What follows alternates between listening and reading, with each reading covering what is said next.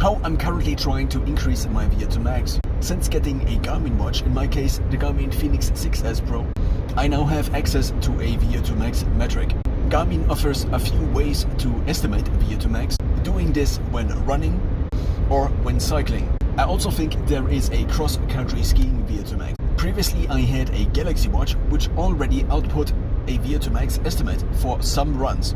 But compared to Garmin, the VO2 max estimate is for this specific run. And at least historically I could not access a graph of the VO2 max estimates of Samsung. Therefore, entering the Garmin ecosystem gave me a way to see progress, which I needed in order to optimize.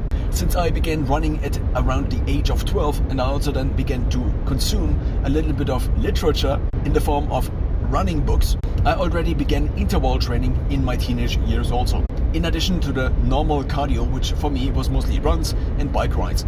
I also would play basketball, soccer, which now retrospectively seem to offer also some anaerobic benefit, at least potentially. I also began strength training at the age of 12, but I don't think that contributes much to my potential VO2 max increase.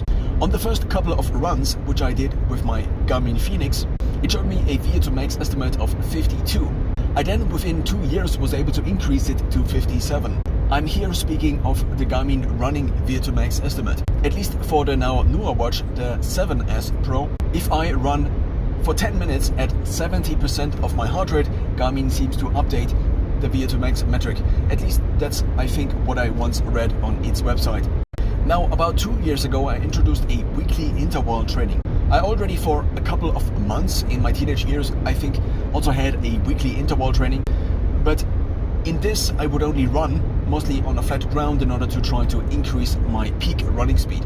The now newly introduced weekly interval training I see as targeting the cardiovascular system, independent of which exercise or stations I do. So for this I currently go to the gym. In my previous gym I had a few different stations when I began this interval training.